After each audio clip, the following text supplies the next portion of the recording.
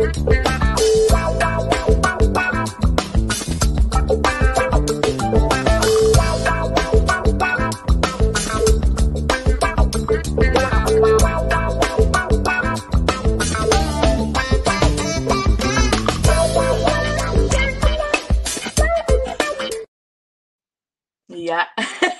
Sabay pa kayo ng angulo, ah. Hello, everybody! Oh, ganun-ganun lang, no? Episode 50 na tayo. Nakakakwenta na tayo. Oh? Talaga? Talaga itong episode na to. History kasi naka-50 na tayo, no? Naka-milestone na tayong 50, oh. Okay, so welcome to episode 50 of Spot Pinoy. Okay, I think is he our first guest na nag-work for government? Yeah. O, diba? I think so. Oh, yan. So, saktong-sakto, maiba naman tayo. Ito po ay isang government worker and I know many people are curious to find out bakit marami din nagsasabi na kung kaya mo makuha ng trabaho sa gobyerno, kuha ka dahil maganda raw ang benepisyo. Ang tanong, paano ba, mahirap ba makakuha ng trabaho sa gobyerno? So, yeah. That's what we're gonna talk about today. Baka makashare siya ng tips if gusto niyo mag-apply. Baka makapagpalit ng trabaho. Ayan. Okay, sige, ipapasok ko na siya. Si Roy Felicilda. Hello, Kuya Roy. Okay. Thank you. Magandang gabi, umaga, hapon sa inyong lahat, sa lahat ng nanonood. So, I'm sure meron nanonood sa Pilipinas. Magandang Ayan. time zone man kayo. What's up, Roy? Okay. Ako kinukuya Roy ko siya dahil kilala ko talaga siya. He's a family friend, one of our friends here in Canada. Magiging ninong pa yata si JJ sa kumpil nung isang anak ni Roy. Okay, Roy na lang. Tatawag ko sa'yo, Roy. Okay lang ba? Roy lang. Roy. Siya lang ang tinito ko sa lahat, no? May kuya pala dahil yun na yung nakasanayan ko. Okay. Before we start nga pala, Ina and Rice and Mark, thank you so much for inviting me. So I'm excited and happy to be here. So thank you. Yeah. Thank you. Pinagbigyan mo kami, no? Okay. Kuya Roy, let's start with, your work in government. Una sa lahat, what do you do? Saang department ka ba, Kuya Roy? I'm a team lead at Ontario Public Service, no? So actually, I'm in the Total Rewards and Classification Division. So I'm a job evaluation specialist there. So basta niche practice kasi yung job evaluation. I-describe ko kayo ng konti, pero I will not share full details kasi medyo since I'm in government, medyo confidential din kahit papaano. So, okay. Yung, di ba tayo, may job description tayo, di ba? So let's say, like reporter, di ba, may specific task kang ginagawa yan, di ba? Or kunyari, let's say for me, let's say admin assistant, di ba? Ano ba ginagawa ng isang admin assistant? Like, greet yung customers or do the intake, di ba? Tapos scheduling. So, sa isang job description, may purpose siya, tapos may specific task, duties, and responsibilities. Yan, sinusulat namin yan. Tapos pag na-create na yung job description, ang gobyerno naman may job evaluation plan eh. So, ang most common yan, yung point factor. So let's say for sa knowledge, ano bang knowledge na kailangan? May specific points yun. Sa skills, ano ba yung kailangan na skills? Kailangan may interpersonal skills, gano'n, may typing skills. Typing skills, may specific points. Kunyari, kung bilingual lang kailangan, kung French language ka, may specific points. Until such na magkaroon ka let's say, ang total score mo is 700. It has an equivalent range. It has an equivalent range. Let's say, office administration 8 siya. Pag naland mo na yon, meron namang equivalent compensation package yun. Okay, teka Kuya Roy. Okay. Sige. Cool ka lang. Ang technical nung explanation. Sinong ini-evaluate nyo, Roy? Sa amin, kami kasi, hindi kami public facing eh. Kami, yung gobyerno mismo. Let's say, yung empleyado ng gobyerno. Let's say CRA. Yung mga nagtatrabaho sa CRA. Parang ganon. Parang kaso CRA, federal yun eh. Kunyari sa Ontario Public Service, Service Ontario. Okay. Yung mga tao sa Service Ontario, kumukuha ka ng health card, di ba? Yun, may mga job description yun. Ini-evaluate namin yun kung anong level sila. Parang ganun. Oh, Paano tapos ba? ano yung output? Ano ba yun? Do you craft the job posting or you just do you craft it? Write the job posting? Hindi, managers ang job posting managers ang nagka-craft Okay. in consultation with recruitment office. Oh. Kasi Hindi, Kuya Roy, saan ginagamit yung evaluation? Bakit kailangan Oo. Sa increase ba yan? Salary yan. Salary. although kasi yung we are focused on job, kung ano talaga yung trabaho. We're not really concerned about the pay. Although yung work value mo as against the larger organization, may corresponding compensation yan. Di ba? So individually, Basically, lalo na sa unionized environment, kasi minsan siyempre hindi ko naman trabaho yun, ba't ko gagawin yan? oo. Uso ba yung ganon, Roy? Yun nga, hindi ko naman trabaho yan eh, di ba? Ba't gagawin ko yan? Kahit saan naman di ba? Private, Oo. government, kahit saan naman, ganun talaga eh. Kasi nga, di ba? Minsan, pero kasi may right naman talaga yung... Dito, uso yan. Oh. Hindi ko trabaho yan, hindi ko gagawin yan. Pero sa Pilipinas... Hindi, mababait Pilipino eh. Alam mo, hindi pa medyo ganun ka complicated. I'm not sure kung right now, mas aware na sila sa ganun or pinapractice na rin yung job evaluation. Hindi mo trabaho, wag mo gawin. Kasi sa atin, di ka, trabaho ka sa akin, ganun lang, di ba? Very informal. Kasi dito kasi by system, detalye, di ba? May process nga, di ba? Laging documented lahat eh. Parang sa amin, no, may nalaglag na tissue, maruming tissue. Hindi nila dadamputin yun, tatawagin ka pa, no, para damputin mo. Yung gano'n. Minsan naman kasi may reason naman yun. Kunyari, health and safety concern, di ba? Hindi ko gagalawin yan because of, di ba? May health and safety concern. Right naman din kasi ng empleyado. Kaya, mahirap mag-judge. Saka right now, basta, I just wanted to describe my work, pero mahirap talaga mag-cite ng specific circumstances na that would, Okay. Roy, mukhang komplikado yung sa trabaho natin. Pero parang medyo sensitive issue din yan kasi yan. Parang komplikado yung trabaho mo tsaka parang nakaka-pressure kang kasama sa trabaho. Ano bang trabaho mo sa Pilipinas? Ba't napadpad ka sa Canada? Sa Pilipinas, HR din naman ako sa Pilipinas. Sa HR officer ako sa POEA, Philippine Overseas Employment Administration. Agency ng Department of Labor dyan sa may Ortigas, di ba? Yung sa tapat. Doon ka. So yung mga nga pala, kung may nanonood sa inyo, ang boss ko doon, si Renato Limhuco, director na nga ngayon. Kasamahan ko dati si Augusto San Diego, director na siya ngayon. So, hello. Wow, ilan taon ka na ba dito, Roy, sa sa Canada? Ilan taon ka na sa Canada? Paano ako napunta? Ilan taon ka na? Since 2005 matagal na. Matagal na rin pala, Oo, 16 years na ako sa government eh. What? 16 years? Okay. Kala ko pagdating mo, government ka na agad. From dating ko ng 2005 nag-aral ako kasi may law background din ako sa Pilipinas, incoming third year law student. Incoming third year na ako, biglang lumabas yung visa. So, hindi ko na alam gagawin ko sayang naman yung visa madaling bumalik, mahirap umalis, di ba? Oo, tama yun. So kinuha ko yung visa but I never look back since then. So pagdating ko dito, nag-aral ako ng legal assistant sa paralegal. So actually pwede ako mag-claims court, di ba? Yung small claims. Pero hindi ko na na-practice nakadiretso na ako sa government So tinuloy ko na yon sa gobyerno. Wow, maganda pa yung background mo. Talagang yun, sa Arellano Law Foundation, di ba, sa ka, di ba? Sa may Top Avenue yun, di ba? Doon, sa Top. Why did you leave? Why did you want to move to Canada, Kuya Roy? Long story din yan. 1980s, supposed to be, nandito na kami.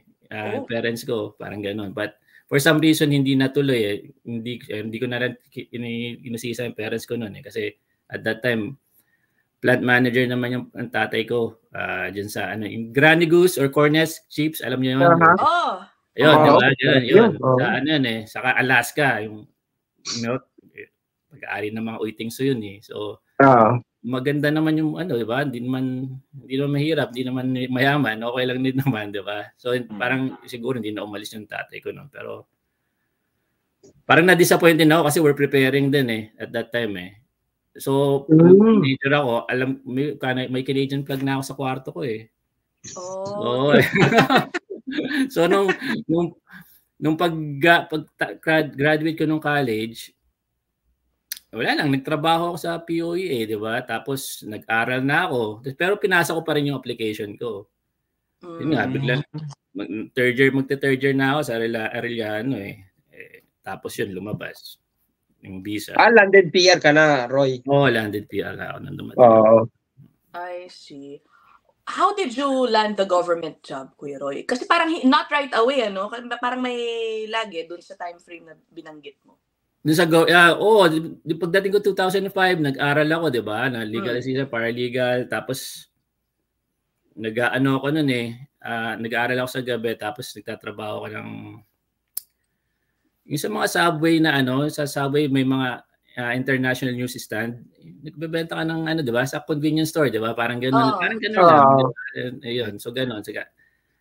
After graduation, practicum sa law office, Baker Law, tapos nag-apply ako sa ano 'yon, sa the Dean Group agency. It so happened na ano 'yon, that time the Dean Group, if I'm not mistaken. So agency 'yon. It's just so happened na yung isang ministry kailangan ng file clerk. So ako yung pinadala. Doon na nagsimula yun. Ano yun Ministry of Children and Youth Services pa ang tawag nun ngayon. Ministry of Children and Community and Social Services na eh. At that time kasi may litigation. Yung may litigation. So kinuha lahat ng files. Yung dito sa Queen's Park, di ba? Diyan sa may downtown sa Toronto, may ano yan block of buildings yan tapos andun yung Ontario Parliament, tapos maraming buildings yun. Underneath it may ilang levels of basement, nandun yung file room. Nandun ako parang nasa ilalim ng basement work, di ba? Doon ako nagre-retrieve ng files. Matagal din yun. Siguro a year or two na file clerk ako. Pag matatapos na yung contract ko sa agency, may isang director na nag-aayos ng office. At that time kasi, pag director ka or even manager, ang laki ng opisina mo, di ba? Ngayon kasi, delete ng office Cubicle na lang mga office ngayon, di ba? So, pinaayos sa akin. Nagustuhan naman yung pag-ayos ko. Kinipa ko hanggat sa naging director siya, di ba? Naging assistant deputy minister, kinuha din ako. Palipat-lipat ng Ministry of Children Services, naging MGCS. Kung siya mapunta, sumasama ko as admin assistant. May ganoon din pala dito, no? Binibitbit din pala dito yung mga yung mga tao. Meron din ganoon before kasi nga contractual din na mo kumbaga ako na nagustuhan, Pilipino naman kasi tayo, di ba? Oo. Inutusan ka mag-file, hindi lang file ang ginawa mo, nagpaso ka pa, di ba? Oo nga, no? Di ba, Pilipino, di ba? Nababanggit mo kanina, Kuya Roy, yung contractual kasi. I tried browsing through government jobs. Talagang you start out being a contractual employee. How does that work ba? Kasi siyempre yung concern ng iba, they wanna get into government. Pero paano to contractual lang sinasabi? Iiwan ko ba tong permanent position ko na dito? Parang ganun. Hindi. Ganun risk pero it's worth the risk for me. Kasi nga pag government, ang challenge mo dun yung makapasok ka pero once you're there, you have that government Ontario address. May internal posting pa doon that hindi available sa public. Ang dami noon. So doon ka makakuha ng chance maging permanent. Ganun pala. Okay. Saka usually once you get in most probability, dire-diretso lang dire-diretso. Tapos yun nga, there are a host of opportunities na internal posting lang. So, pag although contractual ka, pwede ka mag-apply doon. Saka, doon ka na makakuha ng permanent. So, ako, almost 2 years din ako naging contractual Well, from agency, kinuha ko nung director, naging contractual muna ako. Tapos nagkaroon ng opportunity maging regular. So yun, nakakuha rin ako ng regular. Nasa din ako sa isang director. So it's the same thing. Nung nasa MGCS, pupunta siya sa Ministry of Health. Bit din ako. So ganun. So, palit-palit ka rin ng ano. May tanong lang ako. Gano'n kahirap? Go Mark, sige. May tanong lang ako. Roy, yung, di ba kasi sa Pilipinas, yung contractual, pag sinabing contractual, 6 months lang, di ba? Yung contractual ba dito, paano ang style? 40 hours per week ba? O 5 hours per day lang? Yung mga ganun? The same as office, 36.25 din per week. So, ganun din. Okay. The difference. Parang regular employee. It's just that ang contract mo lang is usually 12 months, 18 months. Pero na-extend naman nila eh. Tapos eventually, mariregular ka din. Since nga, as I mentioned earlier, di ba, may email ka na government. You could see the internal posting. So, pag meron ka na nun, gawin mo na, sipagan mo na mag-apply dun sa internal posting na ma-regular ka. Yun ang style doon para ano. Ngayon, Ron, gaano kahirap? I think, kasi di ba may government, may mga supplier din yan, di ba? May supplier din ng manpower. So may kunyari vendor of record. If I'm not mistaken, kasi dati Dean Group, ngayon HR Associates. So mag-apply ka. Etong agency, can you say that again? HR Associates, yeah. HR Associates. So, okay. So yun. Baka pwede ka na mag-apply dun, Ina. Vendor of record yun. So, kunyari may kunyari kailangan na emergency staff. Doon din kukuha. Doon. Pag nandun ka na, almost na rin if you're lucky. Wala bang Roy, wala bang, let's say, si Ina, bibigay sa iyo yung resume niya, ikaw yung magbibigay dun sa director na kaibigan mo. May ganun Pwede ba yung ganun? Pwede din yun. Pwede rin yung ganun. So pwede rin talaga. Syempre, as long as the position that is available open positions. Kasi nga most of the position is restricted. Kaya nga ang importante makakuha ka ng Ontario email address winning yung pag restricted yung position, ang aplikante lang doon yung inside lang government employee na. Pero pag open positions. Pero ibig sabihin, Roy, mahirap makapasok sa gobyerno. Yun lang, mahirap makapasok pero there's really nothing you could do, 'di ba? Either you try, 'di ba? Yun lang naman yun eh. Hanggang you get it. Bigyan mo na kami ng tips, Kuya Roy. Paano ba? Okay. Saan nga? Hindi. Agency. Sa certain agency na yun talaga yung nagsusupply ng tao sa inyo. Parang ganon. If I'm not mistaken kasi dati akong admin court, dati akong EA. Kasi hindi naman ako naging job evaluation specialist right away. Nag-move pa rin ako eh. So, nung EA ako, ang vendor of record at that time, HR Associate. So I know for a fact dahil doon kami kumukuha, diba? So okay. Pero that was 2 years ago. That was 4 years ago. Ganyan, 4 years ago. If you don't go through the agency, how can you do? Kasi marami online posting. May government portal di ba? May online portal for government jobs. Meron bang dyan, ma-advise ka na strategy? How do you look for jobs that you can apply for to begin with? Sa government unang-una, yung left-hand side doon, di ba may mga tab doon? I-click mo yung hiring process doon, makikita, it will lead you to yung tips and tricks eh. Meron may format na doon. May ipapakita na sa yung format. Kung paano mo gawin yung resume, kung paano mo gawin yung kung ano yung questions. But as a tip, let's say yung job posting is nakalagay naman kasi yan knowledge, di ba? Tapos knowledge, interpersonal skills, tapos may yung ano bang tawag doon? Yung problem solving skills. Nakalagay doon, 'di ba? Sa unang job ad, 'di ba? What knowledge required, problem solving, tas interpersonal skills. Tapos after that, may job description na naka-attach doon. So ipapattern mo na dapat yung cover letter mo through that. Kunyari, knowledge. Igagano mo na para pagkita nung recruit sa talent office, right away nakikita na yung na-emphasize na yung knowledge mo kung bakit, 'di ba? Tapos communication skills nandoon na kaagad. Hindi mo na yung iba kasi hindi nila kino-customize din talaga yung resume nila, 'di ba? But yun ang technique dapat doon. Kung ano yung pattern ng how they describe the job ad, doon mo na i-pattern yung yung cover letter mo. Parehas. Ganun pala dapat, no? Hindi ba, Roy?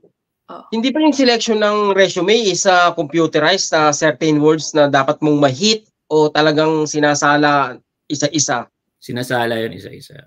Talaga? Sinasala yun isa-isa. Yeah. Pero may mga keyword yun, diba, Roy? May mga keyword kailangan. May ATS na ginagamit. Hindi ako sa recruitment, so I cannot speak to that eh.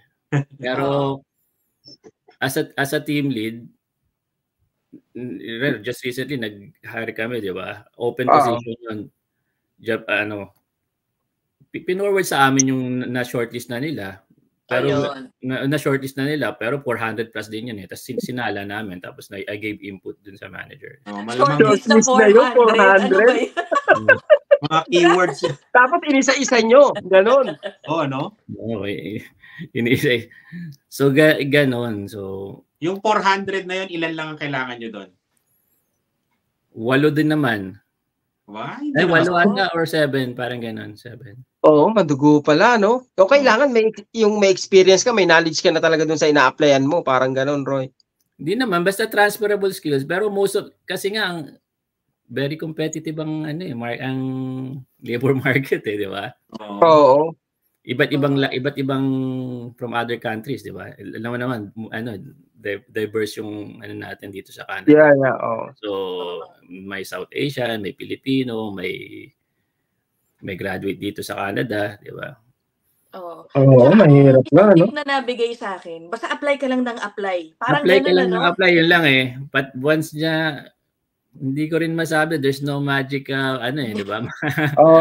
There's no magic pill, kumbaga. Basta, you just have to try. Yun lang naman talaga, the worst until you get it. But nandun ka na, lalo na pag Pilipino, ang sipag ng mga Pilipino sa matatalino Pilipino.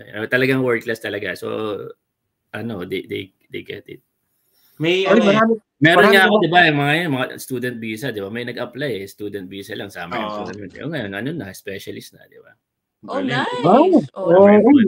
Mga internship, Kuya Roy, pwede for student visa? Pwede. Summer employment yun eh. Nag-apply siya, summer employment work lang yun eh. Pero, na-absorb siya. Na-absorb siya. Okay na siya.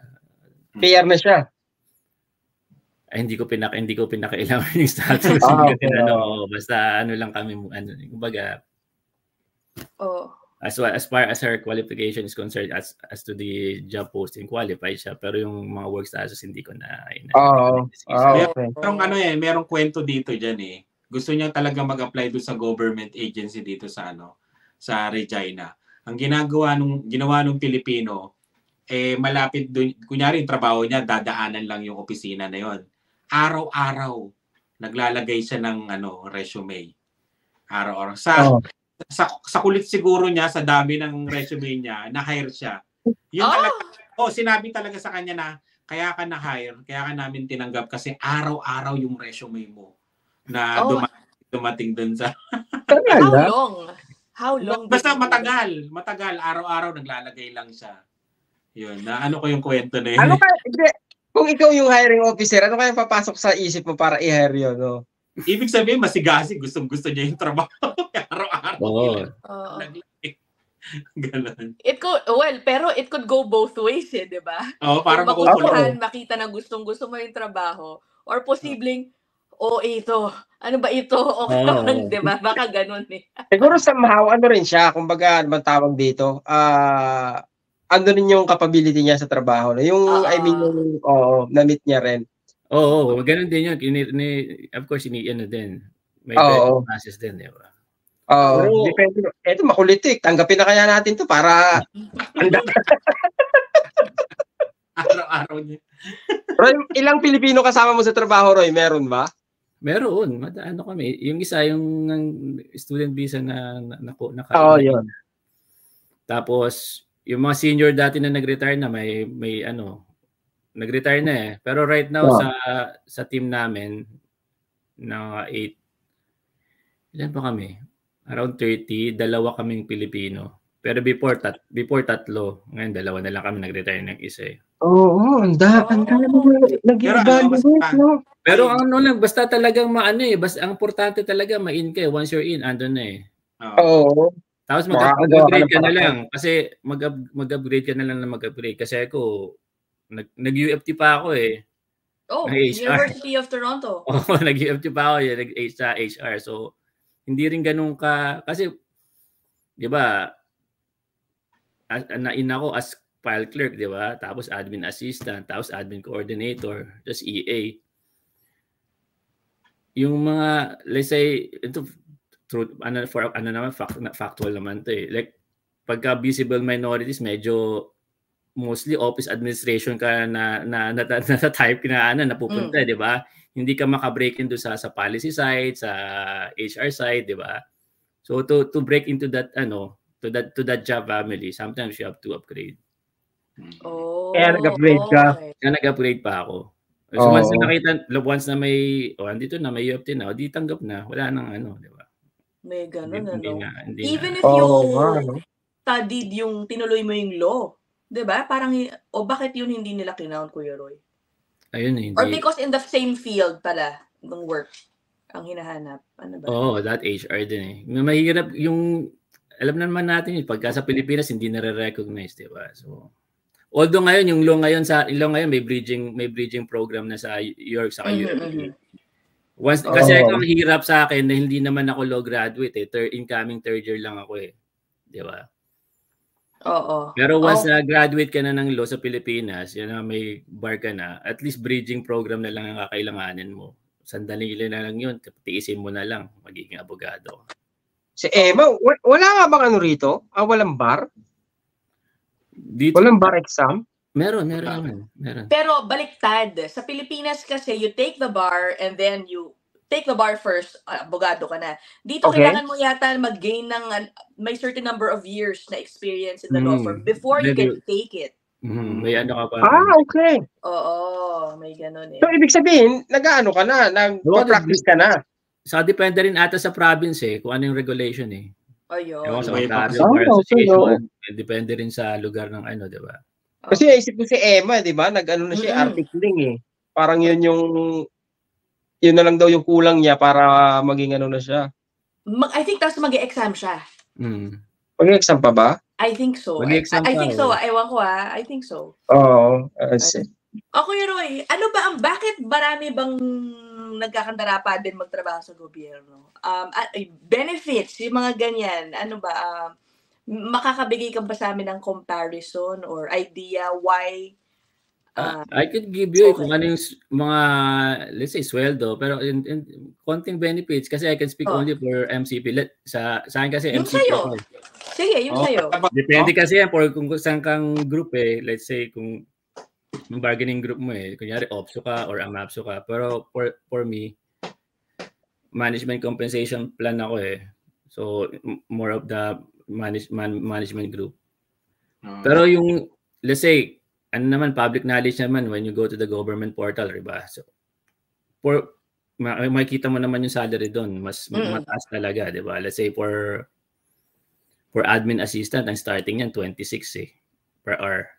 Tapos ang pinakamataas niyan 31. So, I don't think bibigay sa'yo ng mga private companies yung 26 ka agad. I'm not sure, but tapos kunyari for ito IT I-90 architect, 88,000 ang minimum, ang maximum niyan is 128,000 per annum. Anong job 'yon, Kuya Roy? IT I-90 architect. Tapos for let's say HR advisor, 82 to 121,000 per annum. Yun yung range niya. So 88 to 121. Let's say hinire ka kunyari from private office, pwede ka yung starting talaga is 88. Pero sometimes pag hinire ka from private companies, at mid-range ka kaagad or what, diba? So, may pag-negotiate pa na maganda, no? Yun. Pag-negotiate. Magkano na yung tax mo nun? 40% na ba, Roy, yung tax nun? Pag nasa 100,000 ka? Ewan, yung tax mataas din kasi let's say sa government set, dalawang pension, di ba? For us, dalawang pension eh. CPP sa kayong Ontario Pension Board. So mataas ka agad yun eh. So magagamit mo yun upon retirement. So dalawa yung pension mo. CPP, isang Ontario. Ganda pala, no? Sa dalawa. Pero let's say kunyari maano yun eh. Ano ba to? Let's say for me kasi marami ring deduction. Like kasi yung health sa mga health yung dental plan, yung mga health plan, marami ring deduction. So it seems na mataas pero pag yung net pay mo din mababa din. May tanong lang ako Roy. Ito, pwede mong sagutin, pwede ring hindi. Kasi sa Pilipinas, di ba, pag gobyerno, ganyan, no? Sa Pilipinas, pagka pumalit yung nakaupo na lalagyan ng bagong mga empleyado, ganyan din ba sa dito sa Canada? Hindi naman. Hindi. Hindi. Sige. Parang tinatanong ni Mark involving yan din, work culture in government. Alam mo naman sa gobyerno sa Pilipinas, Kuya Roy, minsan na palakasan system, may mga dala ba? Dala-dala mo dito ba? In my case kasi contractual din ako for a long time, so dala-dala pa ako noon as contract din, di ba? Parang ganun. In an agency, so dinadala ka lang. Pero once na naging permanent ako, medyo na-stay na ako sa isang department. Anong biggest difference, Kuya Roy, yung working in government for the Philippines and working in government dito sa Canada? Dito sa Canada kasi sila eh, mas talagang detalyado eh, may system, 'di ba, documented eh. Sa atin kasi parang pwede na yan, parang feel mo lang. Pero magaling Pilipino doon yung alam ko gawin 'yan. Ganito parang nagawa 'yon, parang ganyan. Pero pag dito, 'di ba, may libro 'yon, 'di ba? Step 1 ganito 'yan, step 2 ganito 'yan. Hindi, may hilig kasi tayo shortcut. Sa Pinas iba eh. Depende sa nararamdaman ng officer eh. Oo, 'di ba? Dito may system eh, step 1, step 2, step 3. Pero minsan naaarte parang tagal-tagal mong gawin yan, ganito lang yan, parang ang bilis mong ginawa, di ba? So, yun ang different, yun ang for me. Pagka pag sa gobyerno daw dito, pag alas 5, uwi na talaga, Dito? Hindi naman. Depende rin naman. Basta, pero syempre, as Canadian kasi, parang may work-life balance ka talaga. Diba? May program talaga, health and wellness bawat opisina. So, kinakamusta ka talaga dyan. May mga, pa nga dyan, may mga provider pa eh. So, very, big talaga yan. One of the selling points to work in government kasi, there's a work-life balance. Yun rin ang pang-akit, di ba? Hindi ka naman papatayan, parang gano'n. Meron bang perks being a government worker? I don't know, anything. Let's say benefits, kunyari, yung i-exam kasi parang meron ng halos dati kasi yung i-exam hindi covered ng OHIP yan di ba? Sa mga bata ngayon covered na yung OHIP Pero before that talagang covered ng namin yan ng plan namin yan. Tapos yung eyeglass 24 months every 24 months 340 yung budget sa frame, di ba? Iba pa yun. Kunyari kung may special lens ka pa, iba pa yun. May another 340 yun. Tapos 100% yung eye exam mo na every 24 months din yung eye exam for us. Tapos may paramedical services. Let's say, yung paramedical services namin, yung chiro, yung massage therapist, acupuncture. 1,000 yan, ang budget yan for 1 year. And my wife and the kids, 1,000 each yun. So, kunyari, hindi mo na kailangan ng doctor's note. Kunyari, masakit katawan mo, punta ka sa massage clinic, pamasahe ka. Covered ng government. Covered yun. Sa amin, 350. So, yun ang... May ganun ba si JJ, Ina? Yung mga chiro o kaya yung... Meron. May massage din. May massage. Yun. Pero hindi malaki. Competitive na sa private. Yung Hindi mga yata yung sapatos, 1,000. di ba? Yung yung orthotic shoes, yun covered yung 100%. Oo. Mga ganun din, Suot, 90%. shoes. Oo. Pati glasses, tama, meron din si JJ. Pero yung sa kanila malaki kasi 1,000 every year. Oo, not 1,000 I think. Kami 350 lang eh. Pero malaki yun sa sa amin, kada isa. Pero malaki 1,000, no? 1,000, including na yun, kunyari, nagpamassage ka, tapos nagpa-podiatrist ka. Kasama yun ha, hindi lang basta 1,000 for massage. Kanya, para medical services. Oo nga, pero malaki, Acupuncture. May naisip ako sa massage na yan eh. Ano? Pero kung sino makausap ko dyan? Registered massage therapist, hindi pwede kung okay. massage lang yan. No? Okay.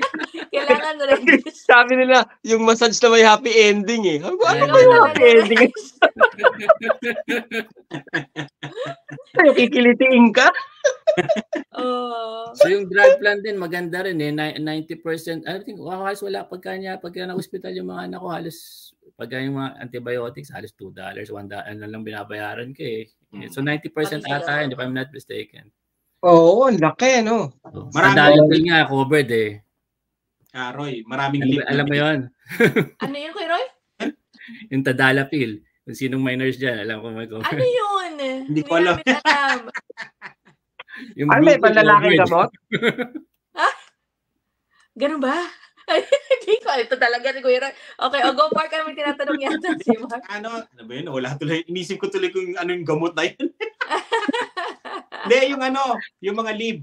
May birthday leave pa kayo. May tapos on top of that, may healthcare spending account ka pa, 750 a month. So pag kunyari hindi covered ng kunyari may expenses ka na malaking Oh. Ano yun? 750 Kuya Roy for? Let's say kunyari kasi yung sa dental minsan 80% lang coverage niyan, may 20% ka pang babayaran, di ba? You could use the healthcare spending account to cover that 20%. Maganda yun ha. Oh. 750 a year din yun. Oo, maganda yun. Oo. Yung bakasyon, Roy, mas marami ba? Yung sabi nga ni Mark, mas marami ba yung bakasyon nyo kumpara sa iba? Oo, may mga leave pa kayo. May birthday, may vacation. Family leave, may ganon, may family How leave. many?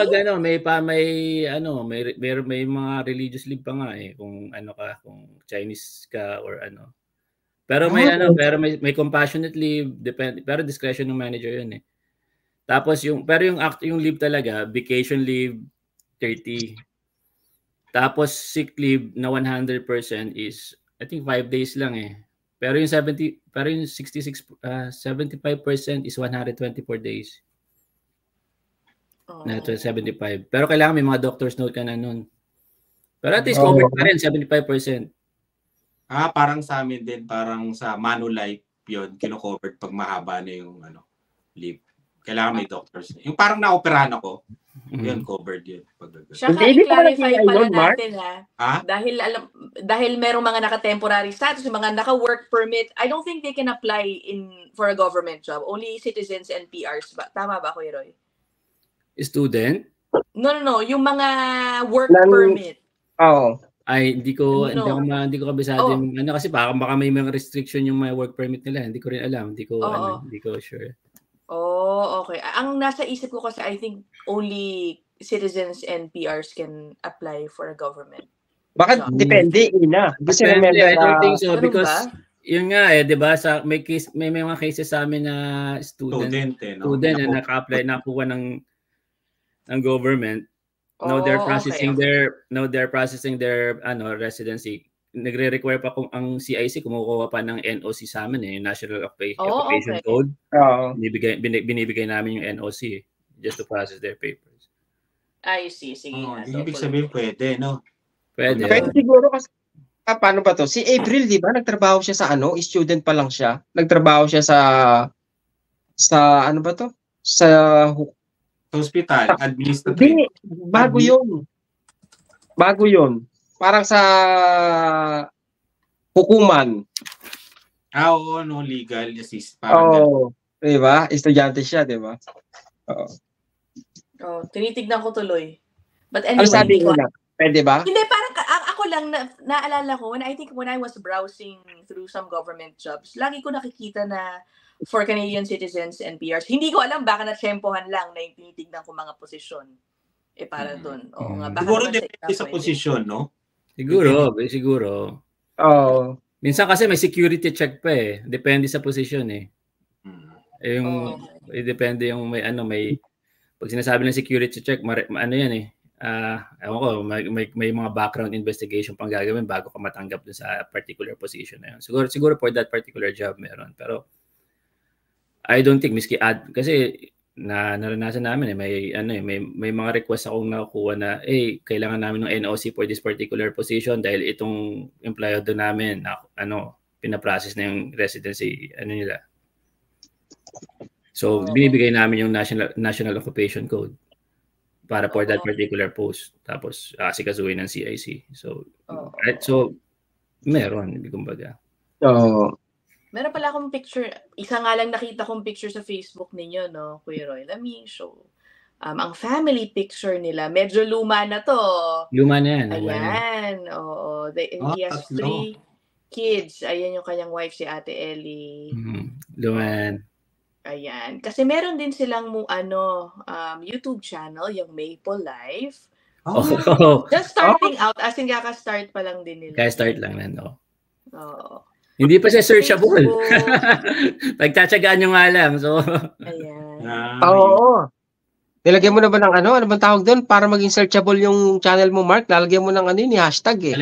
Lalagyan mo ng Buhay Canada. Paano? Ay, okay. Doon sa caption, Kuya Roy. Hindi. Kunyari, title mo, naghanap ako ng trabaho. Lalagyan mo ng / Buhay Canada. Buhay Canada. Oo. Ayan. Masa-search ka na ng mga nanonood ng Buhay Canada. Lalabas ka na pag may nag-search ng Buhay Canada. Kids, content lang naman dyan eh. Mga feel-good vibes. Paminsan-minsan may pasabog. Okay lang yun. Kuya Roy, kapag government salary, well, I guess depende rin sa position, ano. Kasi yung 'di ba yung sinasabi, kailangan to sustain a family. Hindi daw mahirap daw sa Canada kung single income family, ganito ganyan. Did you ever have to, let's say, have a single income tapos were you able to sustain or provide for your family na sapat? Ngayon kasi siguro before kasi ang tagal ko naging admin assistant, admin coordinator. If you're at that level, medyo mahirap eh. Kasi di ba $26 to $31 per hour. Tapos parang it seems na malaki yon, pero pagka binawasan ng mga taxes and everything, kulang pa yun, di ba? Tapos you have a mortgage. May kotse ka. Siyempre, dalawa yung kotse mo, di ba? Mahirap. Nagtatrabaho din yung misis mo. So, kaya maganda tanong dyan, Roy. Di ba dumating kayo 2005? Ikukumpara mo ngayon yung quality of life ngayon dati, Nahirap talaga ngayon. Yung inflation, naging, I guess, laki lang. Kaya nga, if I were still an admin coordinator or in admin position, mahirap talaga. Thankful lang ako kasi nag-upgrade ako, nakakuha ko ng, yung specialist role, di ba? Tapos after that, naging team lead na ako. So, ang laking jump nung salary. Tapos si Mrs. naman, naman siya, nag-upgrade din siya, di ba? So, from dentista, hindi naman siya nakapag-practice ng dentistry. So, siya, certified dental assistant naman siya. So, maganda rin yung trabaho niya. Pero, tapos may mortgage. Depende rin kasi kung yung medyo malaki din yung bahay, di ba? If we choose to stay dun sa townhouse namin before or dun sa bahay namin na single car garage, baka pwedeng on my salary, pwede pa, di ba? Pero kasi parang twice na kayo nag-upgrade ng bahay, Kuya Roy. Yung bata kasi gusto nila tigi-isang kwarto eh. Ganun lang. Roy, gaano katagal yung yung pag-aaral mo para makapag-upgrade ka? Ay, sa UFT, ano lang yun eh, certificate courses lang yun. So by module, kung kailan lang ako free, hanggang sa nakaipon na ako ng certificate course. So madali lang yun. Madali lang yun. Kaya kayang-kayang pagsabayin trabaho at Kayang-kayang aral. pagsabayin, oo. Kayang-kayang Oo. pagsabayin yun. Tsaka laging maraming opening sa government, Kuya Roy, no? Marami, just recently, ang daming nag-hire yun, pay and benefits specialists. Ang daming hinire yun. Kasi, if you remember, yung Bill 124, na-repeal yan di ba? Yung Bill 124, yung kinap nila yung salary ng gobyerno, ng salary of government to 1% na you cannot negotiate. Nilabanan lang yun It was declared unconstitutional. So, ang nangyari ngayon, may arbitration award na 9.5% retroactive award to all government employees. Paano nila kukumputin yun? 22, 23, 24. So back pay lahat. Kailangan na magko-compute. So nag-hire siya ng nag-hire ngayon ng mga pay and benefit specialists to compute that. So ang daming na-hire basically na although contractual karamihan doon pero at least government experience na yan. Oo, meron ka ng ano.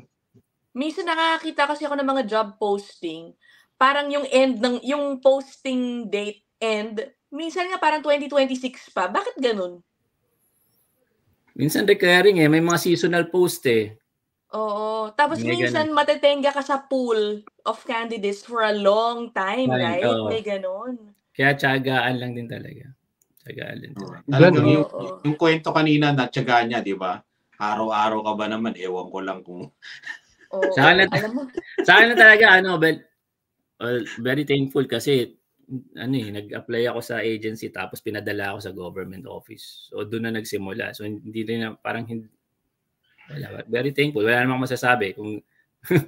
Ibig sabihin, Roy, nung nagpunta ka sa agency na yon, wala kang idea kung anong klaseng trabaho yung makukuha mo. Wala. I was applying for an office job, right? Hindi ko naman alam kung saan nila ako papadala Private siya, no? Yung pala, sa hawak din pala ang government, no? So pinadala ako dun sa government office na nag-file ako, di ba? So okay naman yung Pilipino naman tayo masipag So maayos yung filing na-organize mo. So, pero paano? In-interview ka ba ng mahirap nun bago ka pinadala doon, Roy? Oo nga, mahirap ba? Hindi naman. Paano lang? Ano yun? Parang punta ka ron tapos 2007 ata yun. So kailan lang yun, no? Ilang buwan pa lang. Naalala mo pa ba? Hindi ko na maalala. Basta nag-apply ako doon. Tapos agency. So pinadala ako sa government. So winelcome ako ng boss. So ito, i-file mo to. Ganyan. Hanggang dire-diretso na. So ganun lang. Tapos nagkaroon ng... Pero nung when I was applying for permanent posting na, syempre formal interview, di ba? May exam din, may formal interview din. Pero alam mo na yung trabaho it's easy. Pero usually lang naman ang interview the way you structure your answer, di ba? Problem, action, result, di ba? Ano ba yung problema? Ano yung action na ginawa mo? Tapos ano yung naging resulta? So ganun palagi yung structure Tapos gusto nilang lalo na pag resume, they want gusto nila pag yung resume mo kailangan may numbers ka. Hindi lang pwedeng hindi mo na increase the sales by ganito. Dapat may specific I handle case management application consisting of 2,000 files. Kailangan palagi may numbers I handle media requests totaling about 3,000 requests daily, parang gano'n, di ba? I was able to increase the sale by 40% amounting to $300,000. Well, I was able to save. May gusto nila palagi may numbers. Oh, wow! Ang hirap pala nun, ano? Yung pala, marami kang Yung pala mga tip, no? Yun ang gusto ng Canadians ng ganun. May nakikita nila yung numbers. Quantifiable. Data pala sila, ano? Kuya Roy, madali ba magpa-transfer ng government job? Let's say, mag-apply yung isang nasa malayong probinsya tapos biglang magpa-interprovince sa job application na government office yun. May ganun ba? Interprovince wala kasi Ontario Public Service within the province ka lang. Okay. So, pwede, depende, may mga pwede kunyari Toronto to Windsor, di ba? Pwede nga ganun, lalo na pag member ka ng union kasi may mga provisions yun, may mga transfers na pwede ka magpa-transfer sa ganitong lugar, may mga ganun, ganyan. Kahit ba nasa management level, Roy, na under pa rin ba kayo ng union o hindi na? Well, ano kami, excluded Hindi na, kami. So, Oo. employer side kami, kumbaga. So, Okay. Okay. yan. Oo. Medyo, Marami. na-curious ako actually dun sa ginagawa ni Kuya Roy, pero medyo komplikado yata maintindihan, yung evaluation. Hindi, medyo siya, niche practice siya ng HR eh. Kasi hindi siya generalist, hindi siya talent management, hindi siya labor relation, more of talaga siya job description. Pero foundational siya kasi kung ano yung nasa job description mo, yun ang trabaho mo, doon na determine yung performance mo, di ba? Doon iminamatch eh. Kaya kailangan recorded lahat eh. Siguro dapat in terms of performance mo, kung performance mo, it drives your merit increase eh. They assess the performance of government workers. Tama ba, Kuya Roy? Parang gano'n ang ginagawa mo? Oo, kasi kunyari ako, isa akong policy advisor, right? Ito yung job description ko, di ba? When I go to my manager for my yearly performance, ano ba yung trabaho mo? Ito yung trabaho mo, di ba? Ano ba nagawa mo? Accomplishment mo, challenges, accomplishment, and based on your job duties and responsibilities, di ba? Na-meet mo ba? Nagawa mo ba itong specific task na to, di ba? So, may i-rate ka ng manager mo based on that, right? Di kailangan. That would translate to your merit naman, which, kunyari, 3% merit, 5% merit, 10% merit, di ba? Doon sila pumapasok. Kayo yung nagpe-prepare noon, parang report. Tama ba, Kuya Roy? Not the compensation side, yung performance rating nila lang, kung ano yung mga, nila, ginawa. Hindi, iba pa yun. Was just we're based on, mahirap magulo. Ang hirap wala, no? Okay, never mind. Marami trabaho ni Kuya. Magkatrabaho ba kayo sa gobyerno? Ako, performance management naman yun. Iba yun eh. Ibang side ng HR yun eh.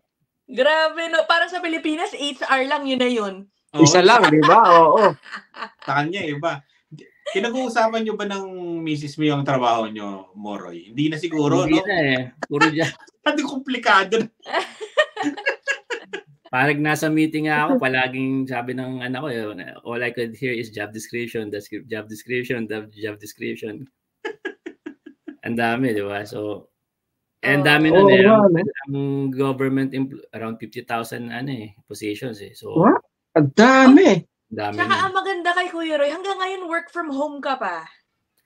Hindi naman, three times, ang policy kasi 3 times going to the office. Pero may mga satellite offices eh, right? So, pumupunta naman ako sa satellite offices once in a while. Minsan dapat may arrangement ka rin may alternative work arrangement. Mayroon, documented din yun. Pero ang guidelines kasi talaga, guidelines is 3 times a week nagre-report ka, whether sa main office or sa satellite office. So mostly nagre-report ako sa satellite here dito sa malapit sa amin. Nasa may Oshawa side. Hindi ko alam kung alam nila yung Oshawa. Basically, kabilang side ng Brampton yan sa Greater Toronto area. Okay na rin yun. Ganun ang guidelines eh. So depende rin and then may alternate work arrangement or depende sa arrangement mo with your manager. So medyo, kasi yung work namin naman is very flexible. You don't have to be present kasi hindi naman kami frontline or service delivery na nandun mismo sa counter, di ba? So more of the back end eh. Parang parang yung mga empleyado ilag sa inyo pag pumunta ka doon sa department, no? Oo, Roy, hindi kaya masipag yung mga empleyado pag punta mo ron kasi Mahirap na, ayaw mag-comment, pero yeah. Ganun na nga. Pag bumabad na medyo masigasig ka. Hindi, sabi ko nga parang siguro kailangan nating i-practice yung yung mga Pilipino. Yung kung ano yung job description mo, yun na lang yung gawin mo, parang ganon. Hindi kasi mababait. Maano tayo sa Pilipino. Pilipinas eh. Pabor ka ba sa ganon, Roy, sa pagiging mabait ng mga Pilipino na to the point na, alam mo yun, hindi mo na trabaho, ginagawa mo pa para lang pagbigyan yung... To a fault, di ba? To a fault, di ba? You're too kind. To a fault eh. Yeah, ganun ang Pilipino. But do you do it? Do you advise it? Oo, Roy. Ako mismo, yun na pinapractice ko eh. Can't help it, Pilipino tayo, di ba? Minsan, nagtatrabaho ka, maggabi na, di ba? You do extra mile eh. Oh, okay. Kasi, Well, let's say, Hindi ko naman hindi ko naman inaano 'yun, di ba? Parang it's okay. Parang okay let's na say, rin sa akin. para may idea kayo mga Dreno sa ibang sa ibang sitwasyon, let's say sa McDonald's, okay, winter. Pumunta kami doon gabi, 11:00 yata ng gabi. Talagang naglalawa na ron sa sa loob nila, sa floor, wala naglilinis. Kasi parang lahat counter, nandun lang, no? Kahit may manager, so wala naglilinis. Ba't wala naglilinis? Hindi namin trabaho yan. Bukas palilinisin yan pag dumating yung janitor. Parang ganon. Di ba? Hindi na ginagawa. Oo. Nobody's willing to do the job, especially kung mga puti, di ba? Parang yung mga contractor din na pag may gagawin sila, halimbawa, gusto mong may gagawin sila, dapat ikaw na muna yung, let's say may titingnan sila sa dingding mo, dapat butasan muna kasi hindi nila trabahong butasan yun. Parang gano'n. Oo. Actually, si JJ laging kinukwento sa akin. Kunyari, di ba shifting sila eh. Kunyari, di ba sa car plant, may pwesto siya, ganyan. Okay? Sunod na shift na, ang ginagawa niya, ina-arrange lang niya yung nililinis niya ng konti, siguro yung mga tools, whatever. Kapag time's up na, tapos na sila, tapos nakikita daw siya ng mga katabi niya na inaayos, hey, parang baba mo na yan. Talaga na, wag mo nang gawin yan. Yung parang ganun ba? Ganun simpleng bagay lang just to be a little considerate dun sa susunod sa'yo. Sila parang, basta kapag tapos na, drop everything and go. Parang ganun. Considerate din ba yung kapalitan niya? Yung sinusundan niya? Siguro yan eh. Feeling ko lang nakuha nila yan nung nag-aaral sila. Di ba? Pag napapanood mo sa pelikula, pag nag-bell talaga, umaalis na sila sa school. Takbuhan na. Yung iba. Siguro na habit na talagang no. Kasi tayo mga Pilipino, pagka nakita mong madumi, parang hindi ka mapakali. Di ba? Pag hindi magulo, hindi maayos, parang hindi ka mapakali. Hindi, siguro nga, kaya sabi nga ni Roy, kaya gustong-gusto tayo ng mga Gusto tayo ng mga in a way, I think panindigan na natin yun. Baka eventually sabihin nila, ano nangyari sa mga Pilipino? Dati kayo yung ngayon, pareho na kayo sa inyo. Hindi, sometimes may advantage, pero may advantage, may disadvantage. Wag mo na lang sobrahan. Basta wag lang magpaabuso. Di ba yung may na-interview din tayo na ganyan, yung puro Pilipino yung hinahire, di ba? Kasi yung sa department store. Di ba? Dahil nga masisipag yung talaga mga Pilipino. Oo. Okay, well anyway. Isipin mo na lang talaga yung work-life balance mo, whatever, or mental health, basta ganun. As long as hindi ka na-apektuhan masyado, okay na rin siguro. Na minsan-minsan maging Yeah. Roy, paano ba dapat? May tanong pala ako, ito, importante itong tulong ko. Let's say, Roy, 5 p.m. yung uwian mo. Paano ba dapat? Sagad 5 o'clock, tsaka ka lang titigil, o baka pwedeng 10 minutes muna, huwag mo na akong utusan kasi 10 minutes na lang, prepare na ako umuwi. Hindi naman. Basta, kasi, sa akin kasi, hindi naman kami, paano ba sabihin to? Hindi kami public facing na parang may mga kliyente po parang sa Service Ontario na gano'n, di ba? Or parang production or whatever. Kasi kami, parang, evaluation eh. You could, may control ka sa oras mo kahit pa paano, di ba? Let's say, I'll do 10 files today, pero mamaya magpapahinga ako.